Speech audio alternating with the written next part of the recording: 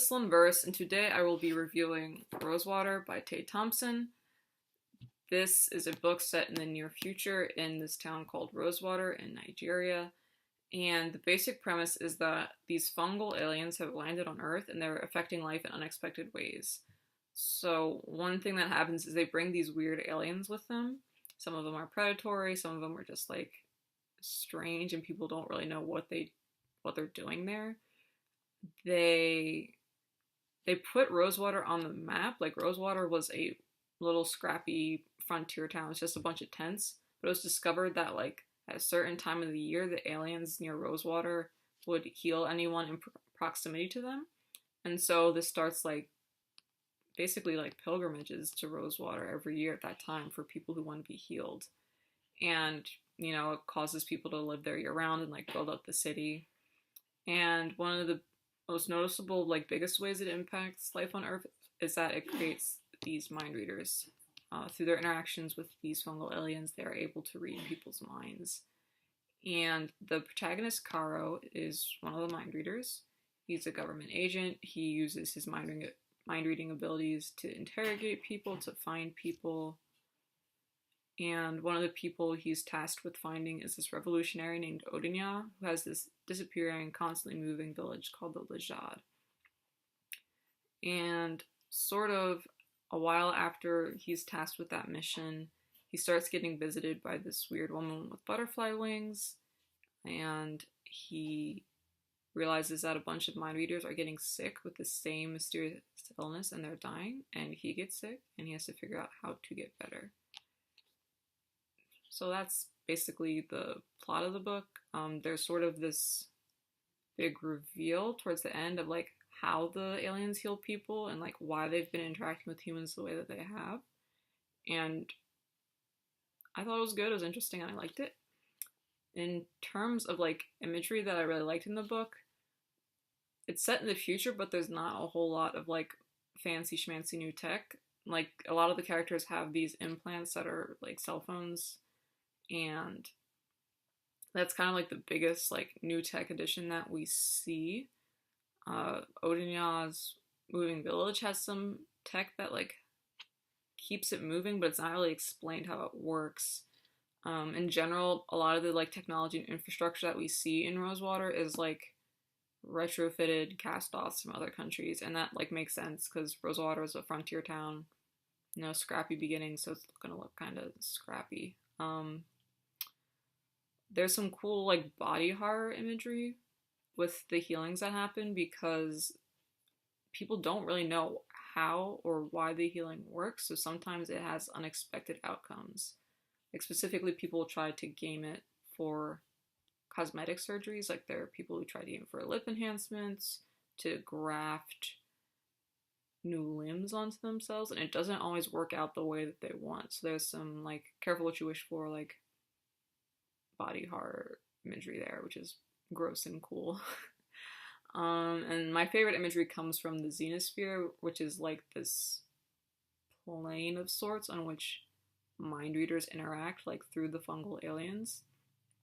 And in the Xenosphere, people kind of, like, project their thoughts, basically. Like, everyone has an avatar, but if you're not a mind reader, you don't really have control over what it looks like. So, like, your insecurities and your thoughts are, like, very obvious to mind readers.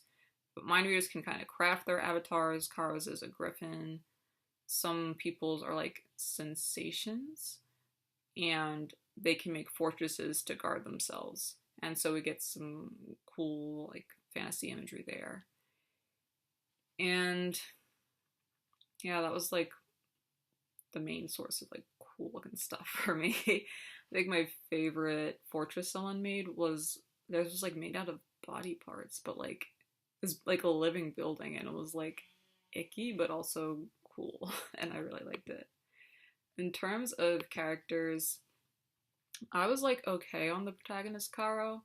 In the beginning, I thought I had him pegged as sort of a, I'm very competent and very good at my job, and, like, that's my main source of fulfillment, so I'm not really interested in relationships. Relationships don't fulfill me, and that's just, like, a character type I like, so I was, like, very excited. But then that's not, like, who he is. He's more of, like, a I have a bad past and I'm an emotionally stunted government agent who was coerced into it, and I'm going to grow emotionally through my loving relationship with this woman.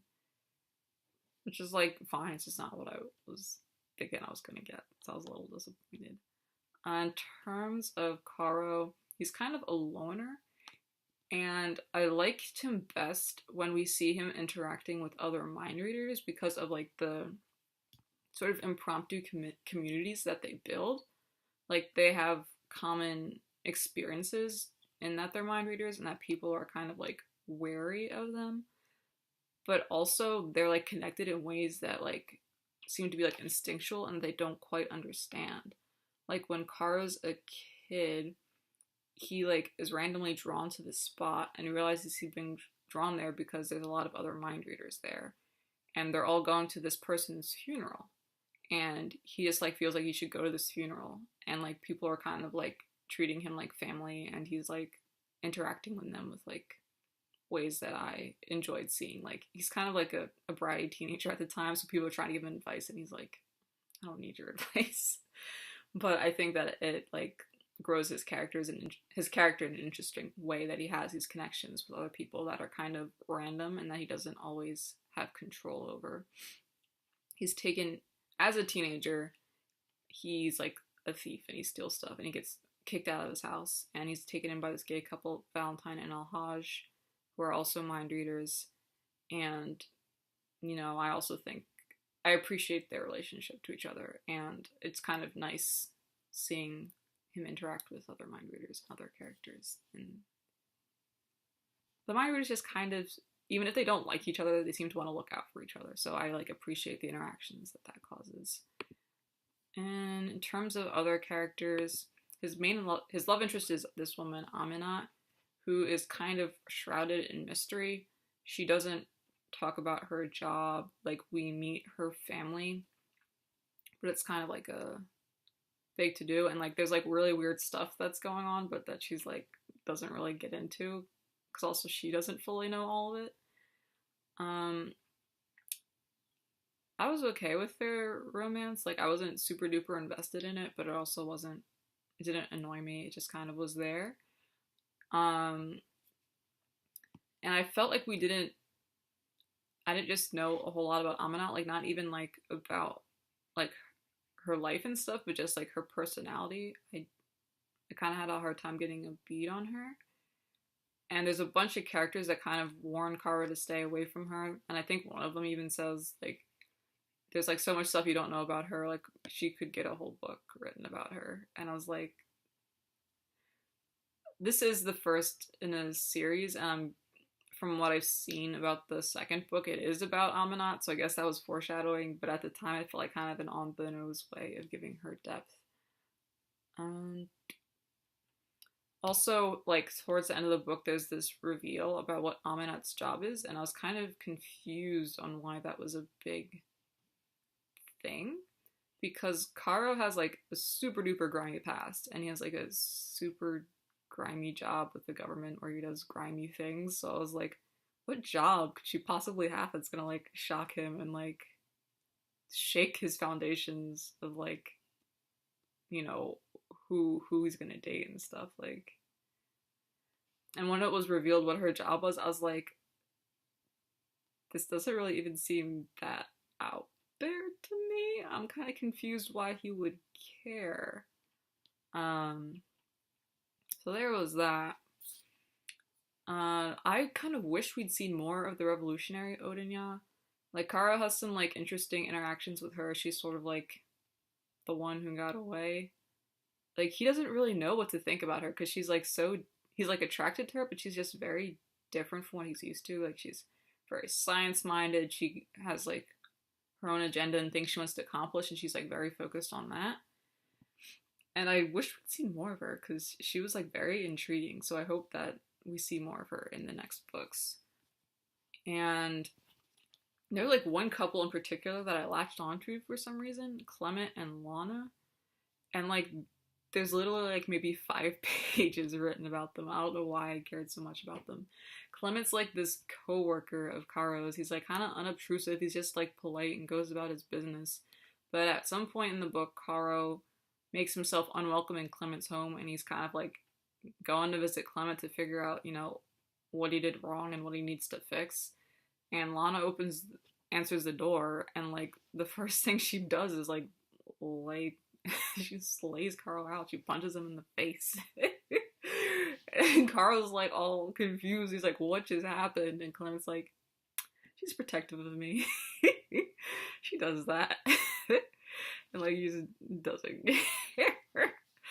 I don't know why I was so tickled by Clement and Lana's relationship. Like I said, Clement's kind of unobtrusive and he like keeps to himself. He's like kind of submissive, and Lana seems to be more of like the peacock and like the show off and like more of like the dominant one in the relationship. And like she's like a pro wrestler and stuff, and she's like very beefy. And I was just like, I don't know why. I was just like, I want to know more. Like, how did you meet?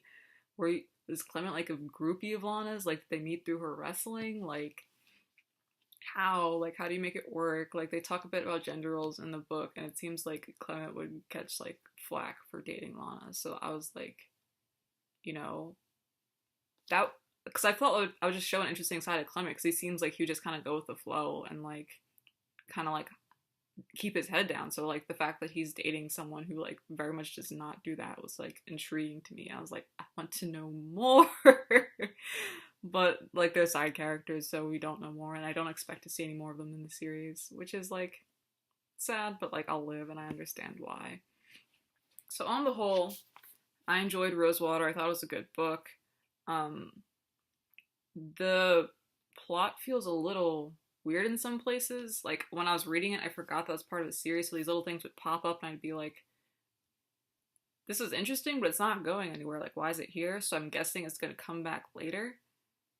But it was also felt weird to me because just like with the alien arc, like there are things that feel like unfinished, but also I was like, it could have stopped there, Like it feels unfinished, but sometimes it's just how life is. And like to me, it would have made sense if it had stayed like that kind of unfinished, kind of dire ending. So I'm kind of interested to see like, what's going to happen from here and like how Tate Thompson is going to grow this world. So on the whole, recommend it. If you've read it and you had thoughts, comment below. Thank you for watching. Goodbye.